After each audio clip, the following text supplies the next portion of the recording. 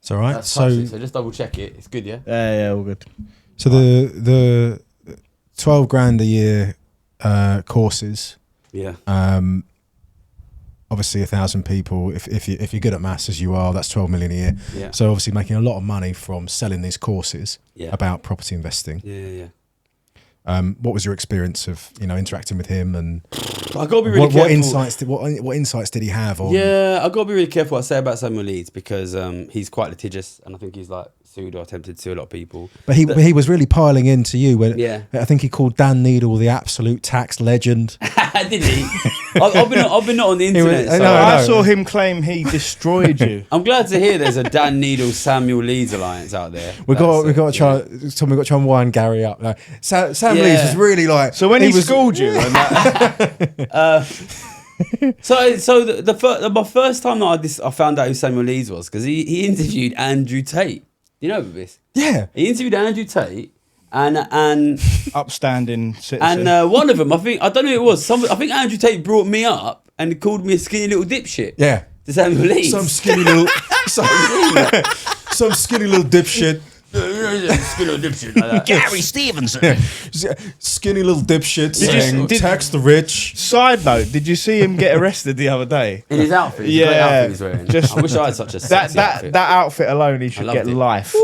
Yeah. It's great. Anyway. So, the first time I saw Samuel Leeds was he was on TikTok, and he was crying basically crying hysterically into the camera because interest rates went up, and now as a result of that, he was cash flow negative on some of his HMOs. Oh no! And he was going, the Bank of England have ruined my business. And that was it. That was my experience. And then he come on your thing and he was like, I'm really wealthy, I'm doing really well. I was like, wow. He's turned that around. But my first experience with Samuel Leeds was a video of him cutting one of his tenants' doors down with a chainsaw because he owed him money. And that doesn't sound like good behaviour, does it? And it was like one of them UPVC doors, and he's just using a fucking chainsaw. And he's like, he's not paid up. I own this place. I've got every right. And he's like, I don't know, man. I'm not sure where the laws stand on that. I don't know if you can do a Texas chainsaw massacre on the fucking tenant. But it's part of this weird thing that happened last year where I went on Diary of a CEO and suddenly all of the worst people on the entire internet were just obsessed He seems quite a nice fella, that Stephen Bartlett. Seems genuine, intellectually curious. What do you think? Stephen Bartlett? Yeah. No? I'll reserve comment on. No, I mean, he's obviously not it seems like he's not evil. That's exactly what I'm trying to say. Exactly. He's not. He doesn't seem like he's evil. I reckon he's a bit crafty though. Yeah, I don't know. I don't want to speak. But the Huel guy. I don't know him. A Huel. I reckon he's a handful. It was weird. We were pitching to go on that show for ages, and they wouldn't let us on. They wouldn't let me on. I've got a PR, he works for Penguin. They wouldn't let me on. And suddenly they put me on, and suddenly it's a debate format. It's never been a debate format. Oh, with that Priestley guy. Yeah. With the guy who's been on 7 times. But you know what? The thing is, I don't really like talking about these guys because there was a period last year, and it's kind of extended to now, where all of these guys, they just talk about me again and again. Because you're relevant. Because you're relevant. And what they want, even Andrew Tate, what they want is for me to mention their names. Yeah. They want fucking Gary's Economics to fucking mention their names, and they're going to clip it up. Oh, Gary's Economics spoke about it. And if I'm honest, it just makes me want to fucking vomit. Why the fuck would you mention Andrew Tate as well? In what context would you need to mention him? Yeah. Well, yeah. In your field, So it's the same with the Financial Times, to be honest. You see these people just seem obsessed with me, just talking about me again and again. And honestly, it feels like fucking ants under your fucking skin. That's how it feels to have these people just talking about you again and again. But I think you have to look at it like this is what happens when you cut through and you become relevant. This is part of it, and I know it's uncomfortable, but and some of these guys would message me again and again. People with big accounts would message me every day. Why are you not replying? Why are you not replying? Why are you not coming on my show? And honestly, it makes me feel nauseous to think of it. It makes me feel nauseous to have remember when Will Smith slapped that guy? Take my wife's name out your mouth. I feel like saying that about take my name out. Don't talk about me. This is gross. But who even is that Priestley guy. I never even heard of him until he was on. What's his name? But I don't want to. Because I know if I talk about him now, he's going to clip it up. Yeah. He's going to clip it up, and knows Gary's talking about me, and it's Has just he got many followers? He has, but If I think talk off the about him, back of will he talk about me? But he's been on Diary of a CEO like 7 times or something, so like 10. Probably that was back then 7 times, and it was like he's not very big on the internet. Why is he on 7 times before I'm on once? Like I don't like. But I think that these guys that it's clearly good businessmen, right? Yeah. But they think that means that they're qualified to talk about public policy, and it's such a mistake, because if you look at all of the problems that have been you've talked about extensively, and we know that exist in the economy, all of the things he's saying is basically more of the same accelerated. So like more privatization, lower taxes for the rich, like all of the things that have caused the problems we have, he wants to exacerbate them. All of the things he's saying. So it's like if you run a business and you're trying to make money for yourself, that's a very different thing to running an economy where you're trying to increase the household wealth of the median person, right? Like, and I don't know, that's the thing. That's what I feel like is very distortive. It's interesting. Like, I'm an economist, right, and I'm an inequality economist, and I'm continually forced to debate people who are businessmen and know nothing about inequality economics. Yeah, and I'll go on and say, oh, well, I'll make a really strong case, like I like to think I've made today, like I made in my book or the documentary. If you don't deal with growing inequality, living standards will collapse. And they turn around and say, oh, people should be more like entrepreneurial, more businessmen. Like, and it's like, well, yeah, that's fine, but like, again, it's it's like there's a hole in the bottom of the boat. I'm like, there's a hole in the bottom of the boat. But everyone can't. If everyone was entrepreneurial, then you're in the same situation, because. But it doesn't fix anything. Like if the percentage of people in poverty is 40%, and then 50%, and then 60%, and then 70%, and then 80%, and then 90%, which is what we're in the midst of doing. Of course, if you as an individual possibly manage to make some amazing scheme and get yourself out, still 90% of people are in poverty. Like, does it? It's still a competitive field, so someone has to lose out. But what you see everyone can't succeed in that system. What you see is kind of the success of. Have you heard this? Thatcher said, "Economics is just the method. The goal is to change the heart and the soul." Yeah, right. Exactly. And it's kind of succeeded, because what has happened is, these kinds of improvements. I'm always constantly amazed at the improvements in living standards that happened in the single lifetime of my grandparents. The desperate poverty that they grew up in, to like, not like extreme luxury, but this like unprecedented comfort that my parents' generation lived in compared to previous generations was achieved in the lifetime of one generation of people who've never seen that happen in history. It's amazing. And they did that through like generations of collective effort and struggle. And it's amazing. It's amazing what that generation achieved, right?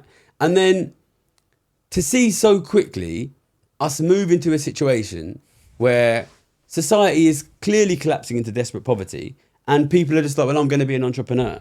It's like, how have we lost so quickly this understanding which our grandparents knew? But it's like about to succeed, basically. And I think the most terrible thing that the rich ever did to the poor, more than taking their houses, more than taking their money, more than making university unaffordable, was to convince the poor to be as fucking selfish as they are. Because if the poor are selfish, who the fuck defends the poor? Yeah, exactly. But it's all the things that Thatcher did, the collective bargaining of labour, everything that really allowed ordinary people, quote unquote, I hate that, but that's what it is, ordinary people, to improve their standard of living, to improve the amount of money they're bringing in, their income, their whatever. And even the route that the likes of Priestley talks about, which is become an entrepreneur, build a SaaS business and sell it and do what I did. It's like even that is going to be closed off soon, because you've got AI. AI is going to displace a lot of knowledge work. It's going to make it very, very easy to build tech products. And so what are we going to do then? Surely there's got to come a point where people like that, who have that worldview, recognize that the only way through all this is democratized ownership. It's democratized ownership of the means of production of assets. I don't think Daniel Priestley will ever accept that, if I'm honest. And then wealth is just the way that, so and a great example of what you're talking about, right? How the wealth concentration has distorted everything, is the capital expenditure that goes on AI. Yeah. And like no one voted for that. Yeah, no one wanted that. Amounts of it. Taking all of and that's all the of billionaires eating the planet up as well and not caring.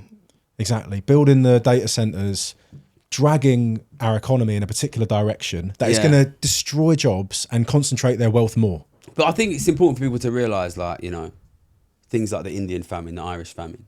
You know, these famines happened. The Indian famines happened under British colonialism. Millions of people starved to death next to fields that are growing cotton and a non-edible product to be shipped to England.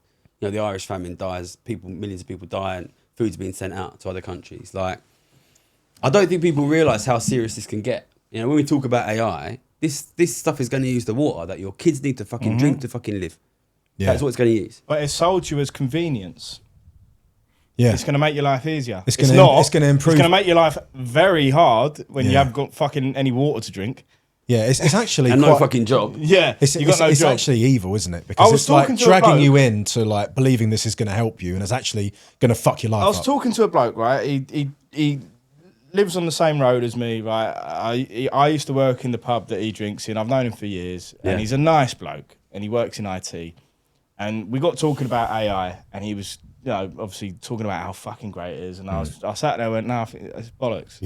I said it's doing all this and that. And he goes, yeah, but he goes, you know, I don't have to employ anyone now. Like, I've just got rid of a load of blokes. It's great. And it's like, is it?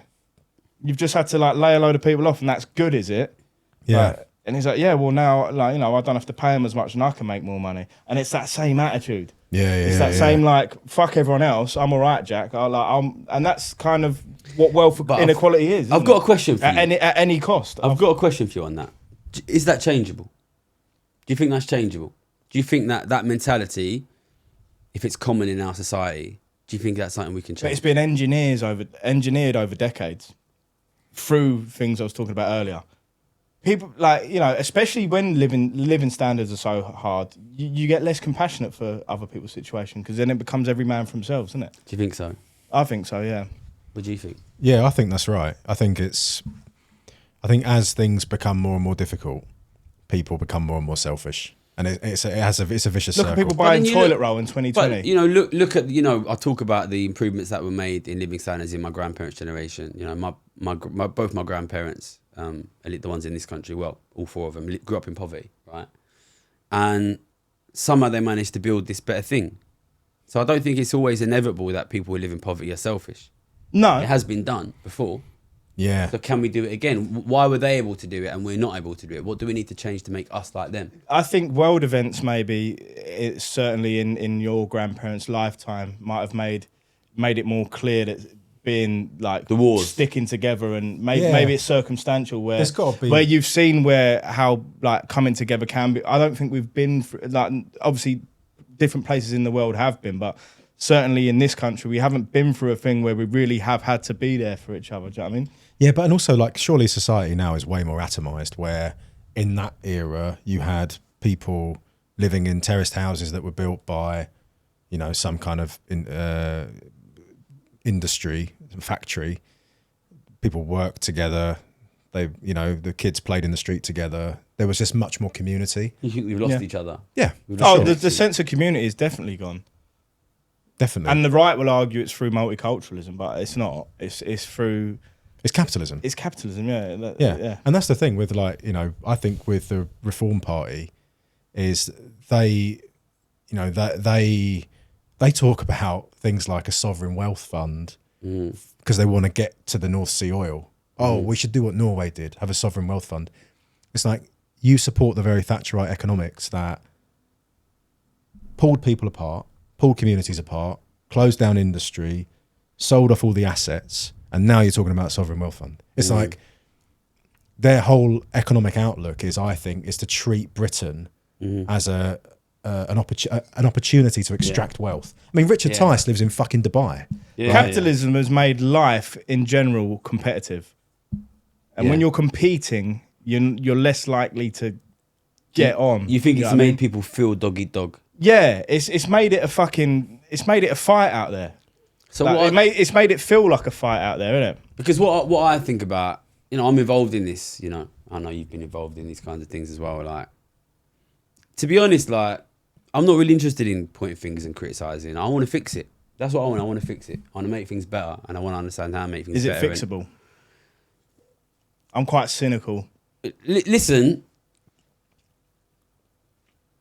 the way things are going, life is going to get aggressively worse for 80-90% of people in this country. So there is a space, a political space there to unify, and not just in this country. It's happening across Europe. It's happening across the Western world. There is a purely economic political space here to create a massive political alliance based on a very real issue of I don't want my kids to be fucking poor. Yeah. There's a huge, purely political opportunity here to ally a big majority of the people of this country and of America and of France and of Australia and of Germany and of Spain. Like, you know, we've got turkeys out there voting for Christmas. Yeah. This growth in poverty is real. So I do think there is an opportunity there, but I think it's the job of, you know, people like me, people like us, other people with voices. How do we get people to understand that the place they are going is fucking bad for their kids and can be prevented if we can work together? Because those things are all true. So I think the other side's too strong. They've got too much control, you know. The richest man in the world purposely bought a social media site and flooded it with far right fucking nonsense. So they've got more firepower. But you know what? To be honest, when I like do things like what I've done this month, and I make this documentary, and I put it out, and you get like the fucking whole global far right pour shit on your head. To be honest, when that happens, I think, well, they're fucking scared of something, aren't they? Yeah. You know, if they're coming at me like that. But they're fucking scared of something. I kind of like that you're not from the like organised left, and when we said, you know, sort of said it tongue in cheek, but like, you know, saying we're sort of left wing Marxist podcast, you were like, oh, I don't know about that. Yeah, I kind of like that because actually, what we need is what we're asking for is common sense. It's like a degree of like economic nationalism, something that like if Reform were patriots, they would support. Yeah, we're asking for like action on billionaires, which are like a relatively new thing. Right, to the degree that they are. We don't need ideology, really. Just need a common cause instead of different factions. I do think we have to break through this left-right stuff. Yeah, I think you're right. I do think we have to break through that because, I'll say it again, like, you know, this is going to impoverish 85-90% of the public. Yeah. And, you know, some of those people will be voting Reform. You know, but the left it's political and culture wars instead of class warfare, isn't it? And that's by design from the top, in my opinion. I think that there's a lot of what the left and the right are arguing over a lot of the time is not relevant. It's not. It's a lot of his vibes. They're bickering from the same side of the court kind of thing, you know? And I had this, we've had this as well, where we've had right-wing people on the podcast and like... One. And he was very right-wing. He was very extreme, but he was a nice bloke. He was like, misguided as fuck. Yeah, but exactly. But then you get talking, and you're just like, well, actually, I do agree. He's like, I do agree. We have the same issues. We do have the same. It's like, well, yeah, we do, because the things that affect you are the things that affect me. We're getting fucked by the elite, the economic elite. This is the thing. I do think that is the angle. I think if enough people can get behind, I think repetition of message and duplication of message across different communiques is key, and I think we have this fantastic strength, which is a shit thing, which is that a big majority of the country is getting fucked economically in a very clear way. And that is such a political opportunity for us. And I think the more that we can cut everything else out and say, hey, guys, do you want your kids to get fucked? Because I don't want my kids to get fucked. Should we get together and like not get our kids fucked? Like, you know, like, I think that's like a pretty basic... That's the clip. Yeah. Gary Stevenson talks about Epstein Island. But that's a political narrative, right? That's how you win. That's how you win. Nobody wants that, you know. Like nobody wants the kids to get fucked. We're talking about serious poverty here, and I just think like, I think if more people can like, I think simplicity of message, simplicity, clarity, that is like, you know. It's really serious what's happening, and it's going to get worse. And the worse it gets, the bigger our political opportunity. And even if Farage wins, which unfortunately I think he probably will. Yeah. You think he will still? I don't know. I think, Andy Burnham, I think, is just Starmer 2.0, but I think he's been marketed as a bit more of a fucking They seem reasonable to guy. have an idea, right? Like the first thing. But I mean, day one, fuck me. The first thing he said was, "I'll end rough sleeping," Yeah, and then yeah. today he was saying about the VAT cut on the energy bills, right? He's obviously a much better speaker. He's trying to. But the oil listen, I want him to succeed. Yeah. Not great. I want him to succeed. I want Burnham to succeed because course. it's not Burnham, it's Farage. Of course. And I know Because there's the that's gonna mean for opportunity there for a economy. coalition as well. I think. Potentially. But if there's cooperation with the Greens, I mean, Yeah. for me, that's the only way we can get. Doesn't actually make sense, but For me, the only way we can get proper progressive policies, the type of things you're talking about, are if the Greens are influential in a government. The Labour right are going to fuck Burnham if he does anything moderately kind of, disruptive to like vested interests. So That's the problem. My plan, and what you can tell me if you think this is too simplistic. My ideal plan is I want to reach a situation where 70-80% of the public, if you pull them off the street and say, why do you think living standards keep getting worse? They say inequality. Inequality, yeah. And that's my plan. I think if I succeed in that. But you know what they would say if you was to ask them that very question? What? Immigration. Yeah. Well, And I that think is it's a the split. media has just done I think a it's fantastic a split. job. I think a lot of people would say inequality, and I think more would say immigration at the moment.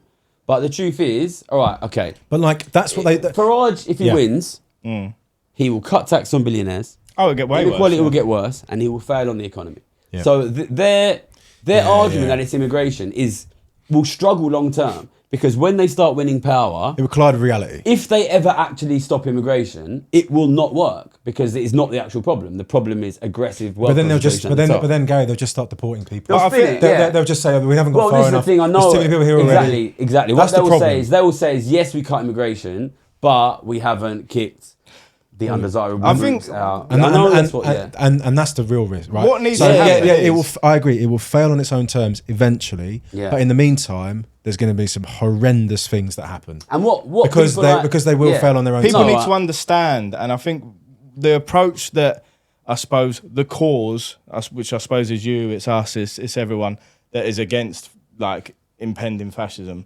is we need to take the approach of like Adam Brichto, which is like educating. Actually, did you know it's not that, it's this. But how do you make that palatable to people that are kind of already being told to hate you because of these hit pieces? But stuff like I that? don't know. I think that's I think I've cut through with a lot of people. I think you have. I think Yeah, and for sure. to be honest, this like coordinated attack campaign in the last few weeks, I don't think it really breaks out of the far right. No, it doesn't, Gary. No. But, I don't but, think it does. but I think it's interesting Yeah. as a case study of Yeah, what they of course do, it of their is. tactics, of how they go I think about they it. struggle. Like, so I went on Piers Morgan a couple of weeks ago. If you get time, watch it. Right, and it's 40 minutes. I've seen bits. 40 minutes of relentless attack. Right, and you can tell me what you think of it. I don't think Chump. anyone with half a fucking like brain cell can watch that and not realise who the fucking bad guys are. Yeah. Well, he- Piers he- Morgan's he got was even very on- bad at hiding it, hasn't he? He was even on with that Christian Niemitz from the IEA. That I think even Christian Niemitz had a little bit of a,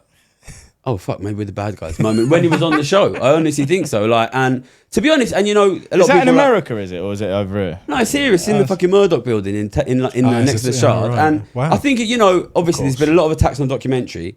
I think any fucking sensible person watches that and they know who the fucking bad guys are. Yeah. And I think when, this massive coordinated attack on me, I think it just adds to it. I think it makes it clear. People realise. I think you have to give the British public credit. They're not think they're not getting that worse? stupid. No, I agree. I agree. No, I think they're they're getting smart worse at people out smearing. I think over the last few years they've got worse at it. There's I no think doubt. There's no doubt about it. They are terrified of not being able to control social media, and this is what I'm worried about in future. Is like lots of the platforms. Apparently they're now going to. There's Get shut a down. green paper. Yeah. They want to give preference to the. It's obviously main a risk. broadcasters. Yeah. They're trying to control it, right? Control what people see, control the content people consume. Obviously under the guise of there's lots of fake news and all this sort of stuff. But actually, really, they are getting worse at the smearing because you can speak directly to the people. Yeah. And that's And I reach more. I reach more people. But I honestly, maybe I'm fucking naive. Maybe I'm an idiot. I don't think the public is stupid. Yeah, they get confused because they get all these different mixed messages. Yeah. But they see inequality is getting worse. They can see it. They can see their living standards are getting worse. And the big risk is, as you say, this counter narrative of the problem is immigrants. That's the real risk. That's the real risk. And But then this is why I feel like what Dan Needle said was so stupid. Like, that's why it really like kind of annoyed me, because calling what you're calling for populist claptrap, which is actually, you know, has been thought through and lots of people support it. Yeah. In fact, the fucking report he quoted actually supported the wealth tax. Yeah. What the right are doing is populism with blaming everything on immigration. Yeah. What we need is a It left. is somewhat populist, though, but in a good way. Exactly, we need a left populism. Yeah. Right. I mean, and like, and that's the only way you can really like. Exactly, like as you said before. It's the only thing that seems to work these days. Exactly, like so you want people, instead of saying that immigration is a problem, you want to say that inequality is a problem, right? That's the goal. It's as simple as that, to be honest. I think the centre's dead on its arse, and you know it's like scrabbling to breathe, and it's not going to survive. And what will be left is a fight between the problem is inequality and billionaires, or the problem is immigration and foreigners. That's the future. Yeah. And really, the question is, which way goes the centre? Which way goes the upper middle class? You know, because they're fighting against people like me. I don't think they realise I'm trying to fucking protect them. You know what I mean? Because, you know... It's not for me. Yeah. It's for you. It's for I'm you. fine. But you and your fucking kitchen renovations. Yeah. You wouldn't believe the amount of people, right? So I've always worked on the tools, right? So like the majority of people I've worked with have been right wing, but there's always this sort of like, sort of mentality with women. They always say stuff like, you know, oh, how the other half live, and from your ivory tower and all that. So it's like, but then they vote in the interest of them people, and it's like, for fuck's sake, you've got the idea. You're halfway there, isn't it? We don't create products for them. That's why I switched to obviously you guys, I suppose, like targeting a similar audience in that way, but broadly, you know, we don't create products for them. Needs to be palatable. Yeah, just, you know, we need to create products that go out and speak to regular people, and I need to radicalise Big John. I don't want I really try hard to make. Would be good. I don't want my channel to be seen as left wing or right wing. I want it to just be seen as fucking in the fucking interest economic. of the working and middle classes. Just regular people don't want your kids to be fucked. You know, you said it again. You know what I mean? Like just like simple stuff like that, and that's the political opportunity. But I don't. You can't give up, can you? You can't. You can't. You know, the last thing left in Pandora's box is hope. You've got to keep going. You can't give up on this. You got to keep give going. up on this. You've got. But as I said before, I think the best chance we've got. He's been teetering for a while. Yeah, I've been considering giving up for a while. No, you can't. No, you can't. No, but do you not think though that the best chance we've got is what? Like are you going to engage with Burnham? I know that. I've been trying really hard to lobby Burnham's guys. I mean, you probably know there's a kind of weird, like, there's a Burnham whispering game. Who actually knows Burnham? Who knows Burnham? Yeah. I haven't. You know, what I've heard back is a lot better than what I used to hear back from Starmer's guys, which is nothing. I mean, that's not a great barometer, is it? Yeah. I haven't heard back enough to make me feel really optimistic. No.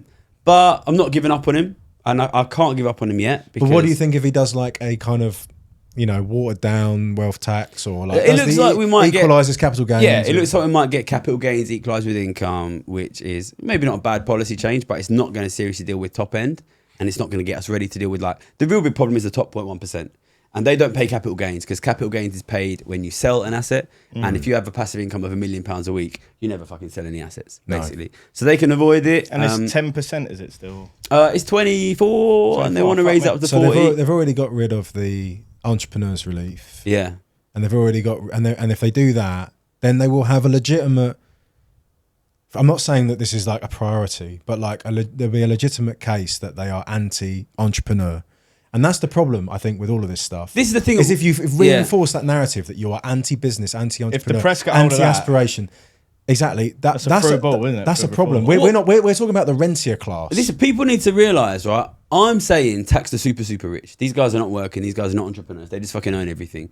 And these like people who may be worth 2-3 million quid think I'm going for them. I'm not going for them, right? No, right. And the people who are fighting me, like Dan Needle wants, is to tax them. Yeah. Well, they don't realise. Like I'm saying, don't tax the people worth 2 million quid. Tax the people worth 50 million quid. And Dan Needle says, oh, don't do that. And the guy's worth 2 million quid. They're like, we like fucking Dan Needle. And it's like, you don't understand. Like, I'm the guy on your fucking side here. Because that 2 million quid is the kind of like, if you really work hard and you, like, I know, that is achievable is involved, but it is quite an ordinary person for someone can that grew make up 2 working million class. quid. Yeah. I mean, I'm not saying it's mega achievable, but it happens more often. Yeah. And usually it's happened. Yeah. It's a result of, if you sell a business, it's usually a result of like productive economic activity. You've hired people, and like you're not talking about like people who just buy property. And the thing is, if we don't tax the super rich, I guarantee you we will tax this upper middle class. I think that's what will happen. No, it's what will happen. Yeah. And it's crazy. Like, I'm out here campaigning, don't tax upper middle class, tax the super rich. And the upper middle class fucking hate me. But they will use that as a way to delegitimize the wealth tax. Yeah, and then they'll say this is what Gary wanted, and it's like it's fucking exactly what I campaigned against. It would be so dangerous for the cause if they were to start taxing the upper middle class, because then it would be like, well, look, that didn't fucking work. Let's never do it again. Yeah. And then it's even more tax relief. But that's what we'll probably get. Exactly. We'll And get that's what it exacerbates the problem tenfold. I think that's exactly what will happen. And I think it probably is. Yeah, and then it'll be like, oh look, it's deterred investment, and people aren't starting. But businesses. one thing that's really interesting is the Labour Party politicians have really started picking up the catchphrase, my catchphrase, tax wealth not work. So even Wes Streeting, who is on the right of the Labour Party, said tax wealth not work. Basically, he said, and he wanted to do a wealth tax that works. So what you're seeing is, personally, I think the success of my campaign, that they have to clothe it in like my nomenclature. They have to use like my lingo, like my slogan. But if they think they can get away with calling something a wealth tax and saying tax wealth not work and doing a tax which I actively oppose, they're fucking idiots. Like if you can't like basically call it the fucking Gary Stevenson tax, and then I come out on YouTube and say I have been actively campaigning against this tax. Can you imagine if they called it the Gary Stevenson tax and it was like the thing that you said exactly not to do? So you can't like. But I think society is so stupid that they'll latch onto it. That's the only problem. And Dan Needle will be like, "This is exactly what Gary Stevenson wanted." I can see a world where that works. To be fair, that's just to bring in the shittest tax and insist this is the tax that Gary. But the problem is, I'll do a video and not get 1 million views, so it won't work. No, this is why and they'll need to shut my YouTube down. Yeah. And I think, if I'm totally honest, I think one day that will happen. Probably, I think it will get shut suppression. Down. That's the next step of authoritarianism. I don't know when it will be, and if I'm totally honest, it's quite scary. Because I know where this is going to go, and I know I'm the fucking face of it. It is scary. It is scary. And I suspect it will be shut down one day, and I don't know what that's going to mean for me. You can just be a ghost writer, and we'll start a YouTube channel. And then we'll have a 2-year thing, and then we'll get shut down. Nestor's economics. He's got his face. What do I do? Eat a piece in. Yeah. What was that, Gav? What does that mean? What's that word? Man. Good plan. Cool. Well, is there anything you want to share before we wrap up? Not really. This is my last. Are you doing another book? This is my. I will one day. How is this compared to Louis Theroux? Worse? No, Louis Theroux is the master of the art, isn't it? Yeah, I did Louis Theroux. No, just like. And we're just done. This is my last thing I'm doing. This is my last thing I'm doing. And then last time, taking like a massive break. This is what he does. This is the Gary Stevenson way. He'll burst onto the scene when he has something to say. He'll blitz the media. He'll become very, very relevant, and then he will just kind of like Micah Richards' football career. Yeah, that's what I was. Burst onto the scene, get injured. But I mean, yours is just a hiatus. But yeah, that's what I was basing it on. And it's just been mad, and just thank everyone who supported it, but also to say, I just want to make it clear, this is not Gary Stevenson Saves the World. This is not a Marvel movie. We need. This is going to win if enough people support it. Yeah, and we need certain people who have lots of resources and lots of big networks to fucking step up a little bit. But we also need millions of ordinary people. Right. Really. We do need both of those things. We need both of those things. We need millions of ordinary people just to step up in your own little way. I always say in my videos, send it to your mum, this kind of stuff. Just send it to your friends, send it to your family. To your fucking MP. Yeah. That's what I'm saying. Send his videos to your MP. Listen, if 70-80% of the British, or wherever you're watching from, Germany, France, fucking Australia, New Zealand, US, if 70% of the public recognise the reason their living standards are aggressively worsening is because of inequality, then we will win. Correct. That's a great place to leave it. Yes. You can find Gary at Gary's Economics on YouTube. You can also find Gary at Gary's Economics on X.